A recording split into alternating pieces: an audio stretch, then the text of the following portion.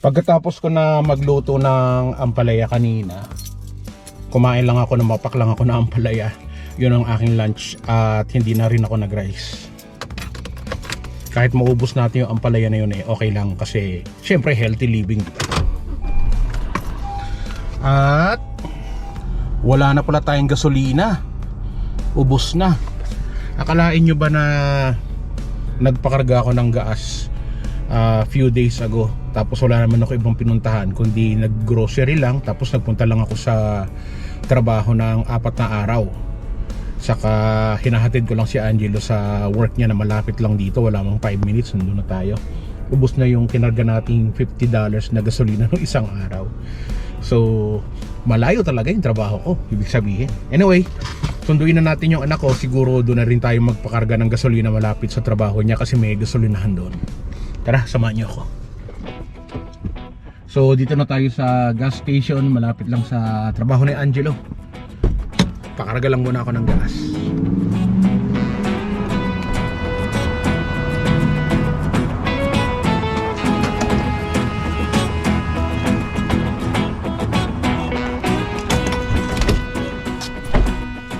So karga ulit tayo ng gasolina for another $50. Sana kahit pa paano tumagal-tagal naman tong gasolina na to.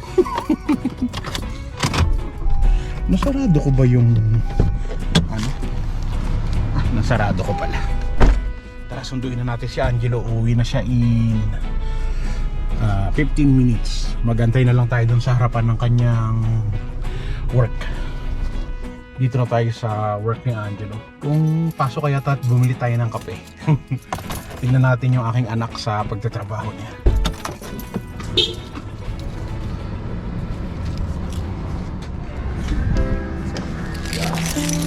Hello.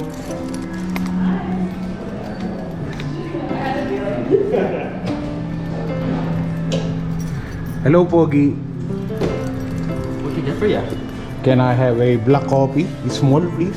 Small. Small black.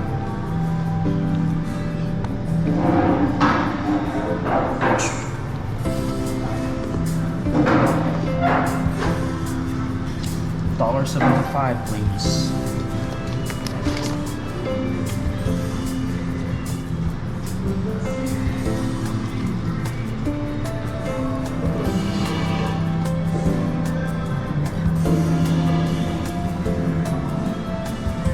Thank you, sir.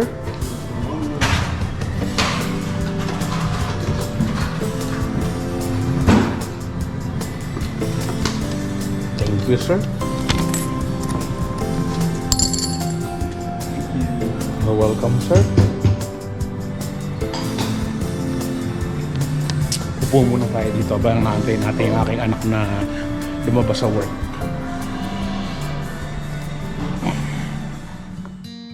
Palagi ko na sinasabi sa anak ko na kahit na ano pa position mo sa trabaho o kahit na anong trabaho pa yan, lagi nakatatak yung pangalan mo sa bawat kilos mo sa trabaho mo. Kapag nagawa mo ng tama yung trabaho mo, pangalan mo yung nakataya dyan sa bawat kilos mo eh. Mataas man o mababa yung position mo sa trabaho, malaki man o maliit ang sahod mo, gusto mo man o ayaw mo man yung trabaho na yan, kailangan pulido pa rin pag nagtrabaho ka kasi nga dahil pangalan mo yung nakataya. Kasi pag sinabi nila na o pag tinanong nila sino may gawa nito, si Angelo. Di ba nakaka-proud kapag ka yung sinabi yung pangalan mo na ikaw yung gumawa tapos maayos na maayos yung pagkakagawa mo sa trabaho mo? Panalo. Kaya dapat pag nagtrabaho ka, pulido saka maayos kasi nga laging nakadikit yung pangalan mo sa trabaho mo. So ayun nga mga kaibigan, mga ka-Berks, tapos na yung shift ko. Maaga akong lumabas ng cafe ngayon. Sinundo ako ni Babat. Siyempre may araw pa, 'di ba? Sayang naman yung daylight, 'di ba?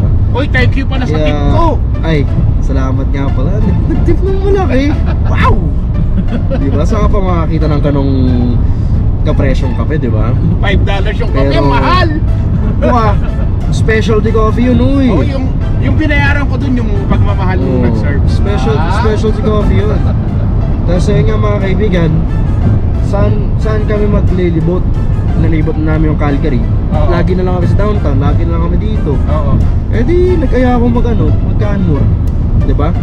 Layo. Katatapos mo ng work, tapos magkaka-more ka. I mean, 40 minutes. Isang oras lang naman yun, di ba? Isang oras na biyahe. Biyahe. Kaya, sana pagdating namin doon, meron pang ano. May araw pa. May araw pa. Kasi sobrang Kasi, layo. gusto ko lang ma-feel yung bundok. Gusto na lang ma-feel yung bundok. Correct. Kaya kami pupunta ng anak ko doon. Tinanong ko siya kung saan niya gusto pumunta. Sabi niya Canmore. Actually, gusto ko talaga mag out of the city dahil nga pag nandito ka sa city, masyadong stress, saka pollution, dami ng tao. So, gusto talaga namin ng anak ko, nakakawa na rin siya sa akin ng peace of mind. Ganun, di ba na? Kaya dahil dyan, lilibre ko kayo na Di nga! Tim Hortons. Yan. Tim Hortons. Kala ko naman kung ano ililibre sa akin. Kape lang pala. Pumapaldo na tayo kaya ano. Kape? Nakakalibre na ako ng Tim Hortons. Yun lang. Ikaw lahat na lang ng libre mo sa akin, nakikita nila puro Tim Hortons Eh coffee lang. syempre, alam Wala, mo. wala ka kasosyal-sosyal. Wala. Ako, sasabihin mo sosyal, kuripot na ako. Ano ba na? Ay, sa akin. O, diba? Mababayad na nga, nakasibangot pa. Huwag naman. Pero, alam naman natin, joke-joke lang yan. Pagka magbabayad ka sa mga magbabayad ka anak sa mga sa mga server, sa mga cashier, huwag mo kalimutan mag-share ng konting tip kasi Oo. di ba na-experience din natin pareho yung magtrabaho sa Oo. kanya. So, hindi masama kasi diyan lang diyan mo sila mapapasaya, di ba? Saka alam natin yung hirap ng mga servers. Correct. Hindi lang naman sila, taga-gawa ka lang ng kape o taga-deliver ka lang ng food. But, iniingatan nila yan. Siyempre, merong yan, craft yan, passion nila yan. Saka syempre, base nga sa experience namin, yung natrabaho namin, syempre mas magpapangiti sa'yo Totoo. yung kakapuranggit na tip para sa mga nagtatrabaho, mga employees sa isang Exactly. restaurant, sa isang coffee shop. Magbibigay yun ng good mood para sa kanila. Ay, merong tip. Wow! Diba? Sino bang hindi ngingiti sa tip? Correct. Diba? Pero Saan na tayo anyway, pupunta ngayon? pupunta tayo sa Canmore at para nagugutom ako eh. Sa Canmore? Alam mo ko na may masarap dyang may masarap dyang Kainan? McDonald's, Tim Hortons, doon lang tayo. Oo, nandun lang kaya natin eh. Ang importante, nakakapag-bonding tayo sa labas.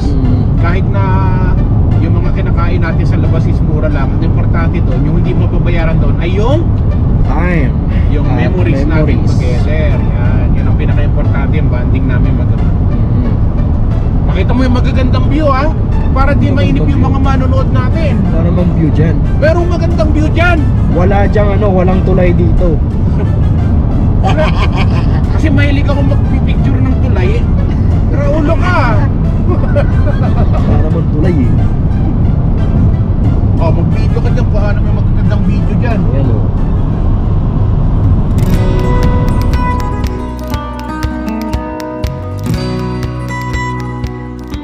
Puminto kami ni Angelo dito sa gitna ng highway. Lilinisin ko lang yung mga salamin ng sasakyan natin. Hindi tayo makakuha ng magandang nature dahil marumi yung salamin, puro alikabok. Hanap tayo ng pamunas. Alam ko may mga pamunas ako rito.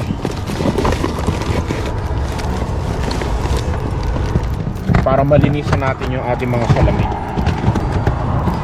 Punasan ko lang. May mga dito mga mais. Ang daming mais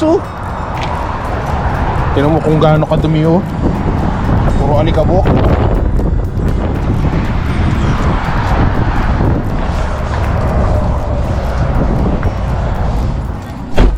Sobrang lamig sa labas. Saka sobrang lakas ng hangin. So tara, biyahe na tayo. Maliwanag na, malinis na.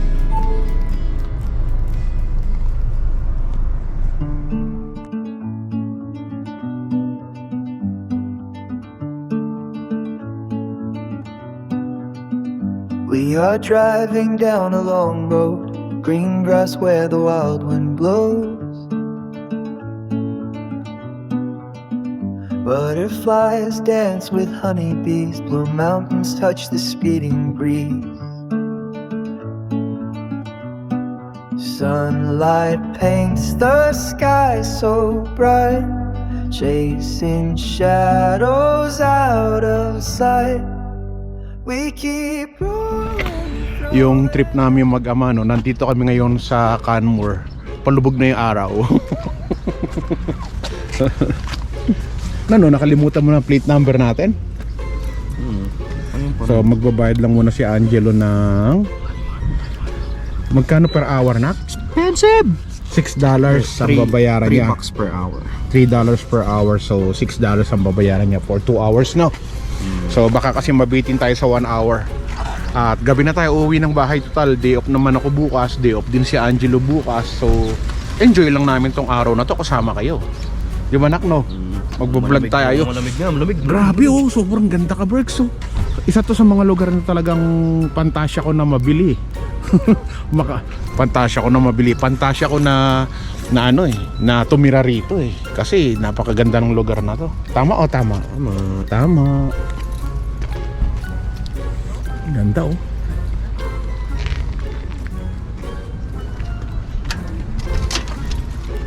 Okay na? Oh, $6 ang ating ticket ngayon. After na ng Valentine's Day, today is February 15 na. Ayos.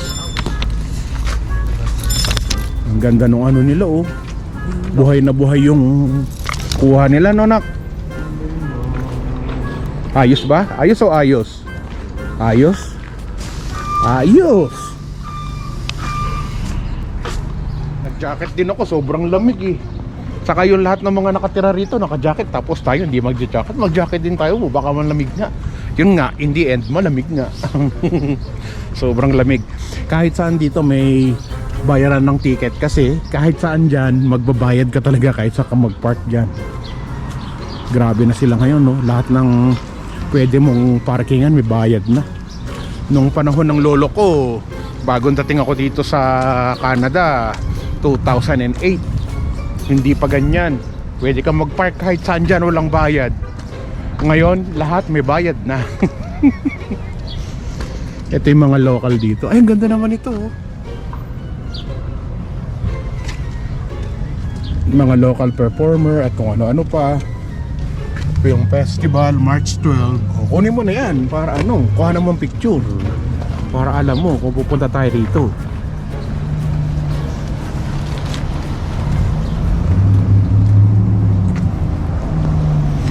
Lumalamig na nga. Pero ang dami pa rin tao, ang dami pa rin turista.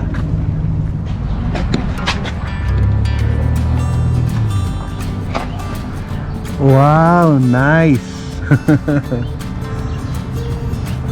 Nakita dyan. Pinakita niya. Ay, napakita yung sweetest spot. The sweetest spot in Carmel. Dahil Nakita ko sa pato. oh, apply na ka, Berks. Sa pato, dami. Ayaw nga, no? Mahal dito.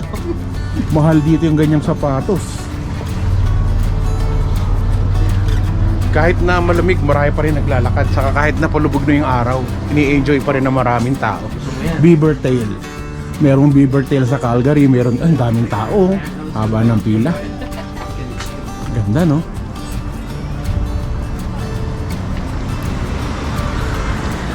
Dito nga pala sa gitna na to, dito yung shooting ni Catherine at saka ni Alden. Nandoon sila yung merong parang bakal na bear sa gitna ng kalsada. Ito yun. Dito yun mismo sa part na to. Yan, ka-Berks. Ang lamig, ka-Berks. Meron din naman silang mga cheap na mga damit. 10% off. May 50% off. Ganito klase ng jacket. Pero magkano ang tanong? Diba? Baka ginto ang presyo. Siyempre Canada, maraming maple.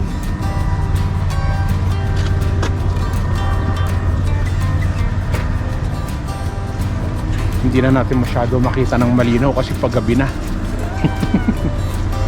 Canmore.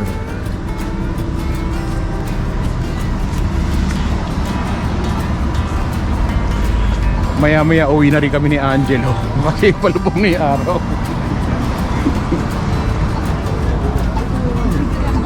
Diba? Sabi ko sa'yo, amoy tuyo eh. Amoy tuyo, amoy isda. Piniritong isda. Ito yung isa sa pinakamatandang church dito sa Canmore. 1891. Ralph Connor Memorial, United Church of Canada. Wow! Tagal na nito. 1891. 100th anniversary, dati pa yan. Ang ganda, no?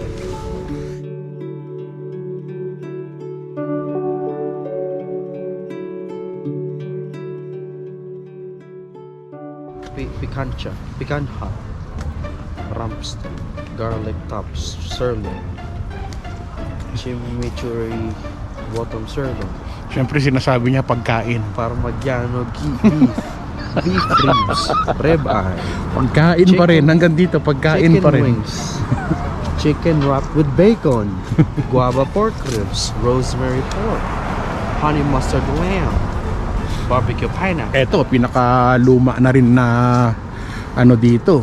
Ayan. NWMP. NWMP 1893. Tagal na rin, no? 1893. Ganito lang kaliliit dati yung mga ano rito, mga businesses o mga police station, church. Maliit lang. Diba?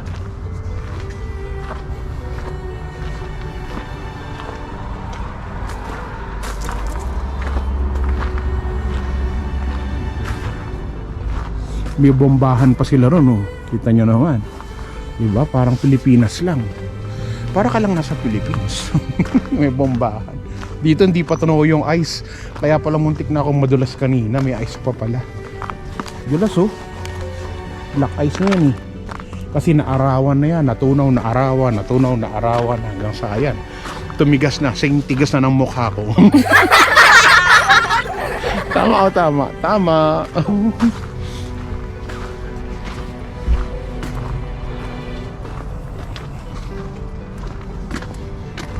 Ayun pala si Angelo. Kala ko nawala na siya. Dito ako muntik na madulas kanina kasi hindi ko alam na ice pa rin pala to. Ayan, oh, madulas. Saan tayo punta, nak? Sa kabilang side?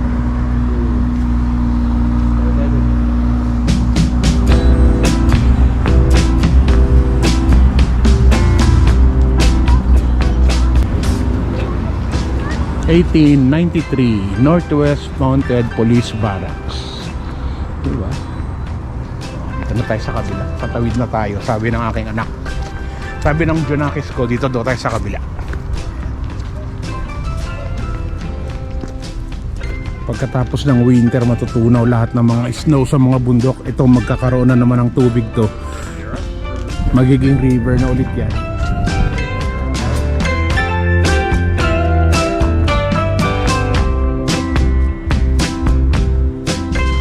Biruin nyo, winter pa rin ngayon pero no vacancy na tong lugar na to. Yung mga hotel-hotel nila rito. Ito maliit lang na hotel to. Pero cute niya, no? Kasi malapit lang siya sa dito mismo sa heart of Canmore. Ganda sa Canmore, eh. Ganda. Gusto mong tumira dito? Oo. Ay, ako na bahala. Ayun, oh. Ano yan? Seniors. Seniors Association. Sira ulo ka talaga kahit kailan ka. Papadala tayo senior. Baka alam mo magkano dito yung bayad ng monthly para sa senior. Ayos lang. Kayang bayaran yun. Basta makawala lang ako, no? Basta hindi ko magpupunas ng puwet ko. Sira ulo talaga to, anak ko, eh. Confident ako may nag-aalak. Yun naman pala. We, gusto lang makaalis sa responsibilidad, eh. Tama.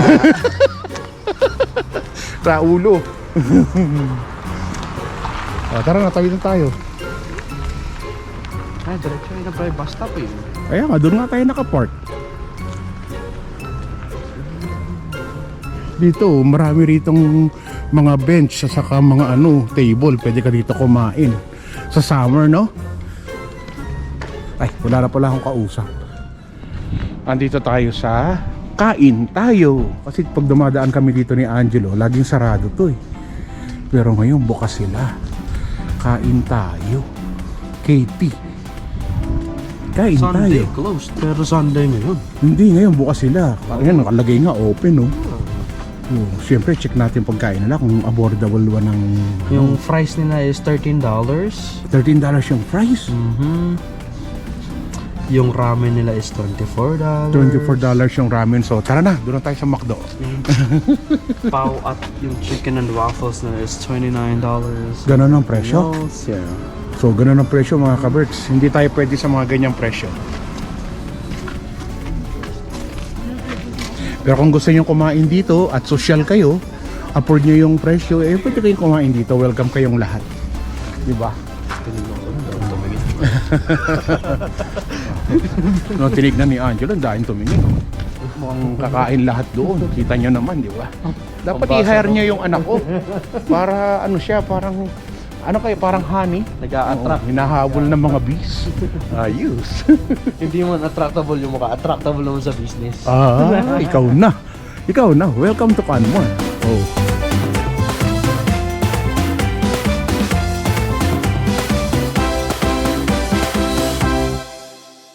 Yan kasi yung yung restaurant niya, kaya mahal yung pagkain, no? 9 p.m. Pero isa din sa mga sikat dito tong ramen Arashi na to eh. Kasi dito kumain na kami ni Angelo before. Nanak. Pero gusto ko ng A&W. Pero syempre gusto niya A&W. Ako nga gusto ko McDo eh. Oh. Di ba? Yun yung gusto namin pagkain, yung mga ganun. Yun na yung namimiss namin eh. McDo at saka A&W. Kasi sa halagang $10, solve na. May fries, may drinks, may burger ka pa. Ano? Advertiser ka ba ng McDo? Nakalibre na naman sila ng commercial. Yung bungi ko tinatago ko, baka magreklamo na naman yung basher natin. Bakit maamoy pa nila yung bibig mo? Hindi, yung bungi ko. Makikita Makikita nila. nila. Sila ba yung merong bungi? Oo. So tara na, saan tayo? Siyempre sa McDo. Sure ka, A&W? Ba, social mo ngayon ha? Social niya ngayon A&W at hindi McDo ha? Siyempre, lilibre ako, punta tayo doon kung saan siya. Ay, ang lamig. Ang sakit na ng mga kamay ko. Sobrang lamig. So, tara. Ikot-ikot pa tayo at maya-maya uwi na tayo. Ang bilis gumagabi na kaagad. So, sabi ni Angelo, dito daw kami sa A&W kumain. Bago kami dumiretso pa uwi ulit ng Calgary. Siyempre, picture-picture muna yung anak ko. Siyempre, photographer na. Ano, yung Three Sisters.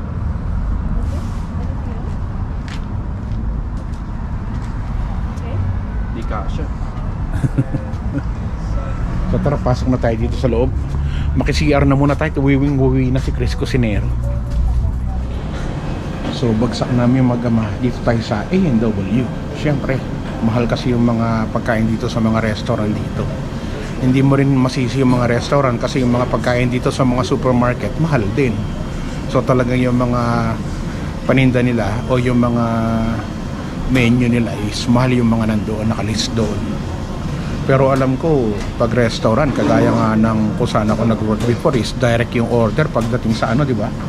Pagdating sa mga GFS, mga ganun. But anyway, hindi naman kailangan na marami kang pera sa pamamasyal.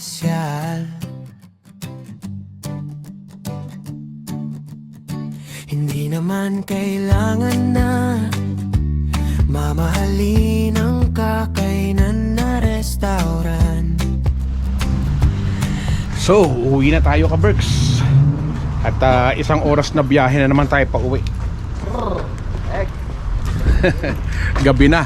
Kita mo parang silhouette na lang lahat ng mga mountain dito. Paikot. Ganda no? Fairness. Dati nung taga-Banff ako, na-appreciate ko yung ganda talaga ng lugar na to. Saka yung puso ko talaga naiwan sa Banff. Kasi itong Banff at saka itong Canmore, magkatabi lang siya halos na town. Mga 10 to 15 minutes drive lang. At sobrang ganda talaga nitong lugar na to. Kaya lang sobrang mahal ng mga bahay dito. Tinignan namin ni Angelo kanina yung mga bahay. 1.5 million, 2 million, 4 million. Ganon kamahal yung mga bahay dito. Grabe. Pero, Pero, ano na? ready ka na ba sa malamig? hit ng minus 30 degrees sa Wednesday. So minus 30 daw next week. So balik na naman tayo sa winter next week. So tara na, uwi na tayo. Gabi na. Ang mahalaga naman talaga ang mga memories na mabubuo kasama lahat ng mga mahal mo. Pamilya at kaibigan ang kasalo.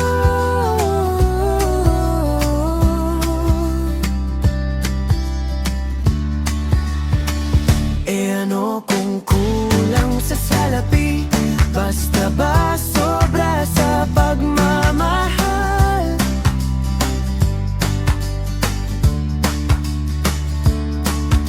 Panalong panalo ka na, kabes.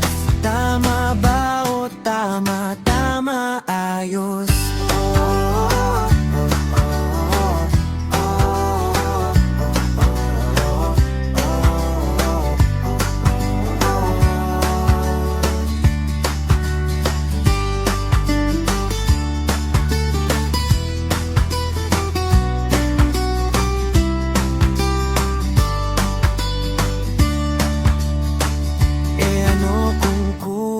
Sa salapi, basta ba sobra sa pagmamahal?